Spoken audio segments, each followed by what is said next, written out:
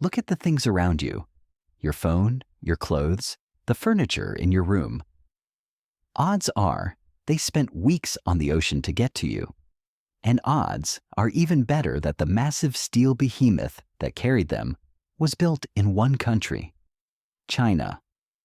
We talk a lot about tech wars and microchips, but there is an older, heavier industrial war that has already been won. China hasn't just entered the shipbuilding game, they've flipped the board. For the last year, 2024, China commanded over 70% of the entire world's new orders. How did a country with negligible shipbuilding capacity just 40 years ago become the undisputed titan of the seas? It wasn't an accident. It was a masterclass in industrial strategy. Factor 1. The state-sponsored juggernaut. The first reason for this dominance is simple: the plan. Unlike in the West, where shipbuilding is largely left to market forces, Beijing views shipbuilding as a strategic national necessity. It's not just about making money, it's about national power. Over the last few decades, the Chinese government poured massive resources into the sector. We're talking about state-directed low-interest loans and cheap land for shipyards to keep prices low. They also consolidated. They created massive state-owned enterprises like China State Shipbuilding Corporation, or CSSC, which are essentially too big to fail. This creates stability. When global shipping demand crashes, as it often does, Chinese shipyards don't go bankrupt. They just keep building, supported by the state, waiting for the market to turn. Factor 2. The integrated ecosystem. But money is only part of the story. The second factor is the ecosystem. For example, building a ship requires tens of thousands of components, but mostly it requires enormous amounts of steel. China is the world's largest steel producer by a mile.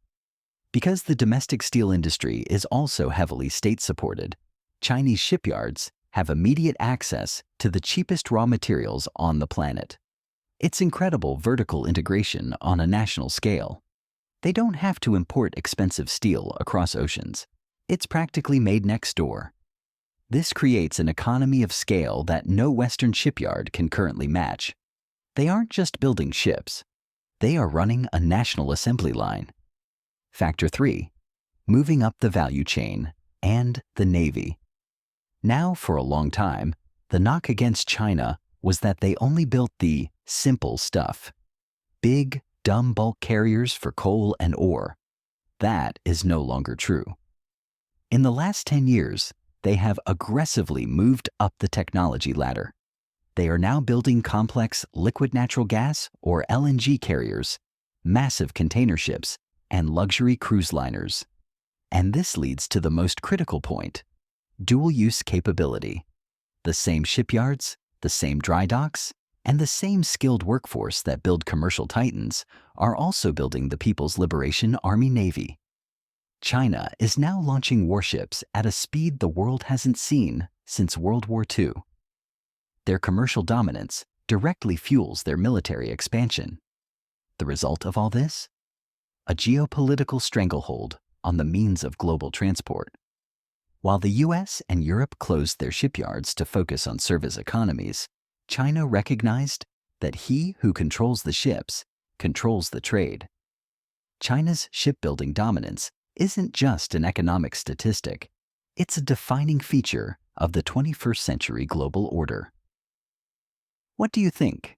Is it too late for Western nations to rebuild their shipbuilding capacity? Or has that ship already sailed?